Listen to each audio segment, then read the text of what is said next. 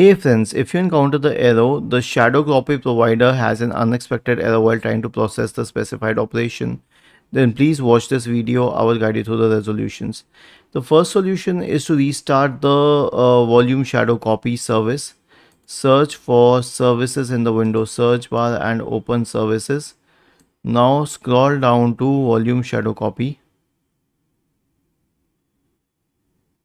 Okay, and then right click on it. Check if it is started. If it's not started, click on start. If it is already started, then restart it. The next solution is to run an SFC scan. Search for command prompt in the Windows search bar. Click on run as administrator.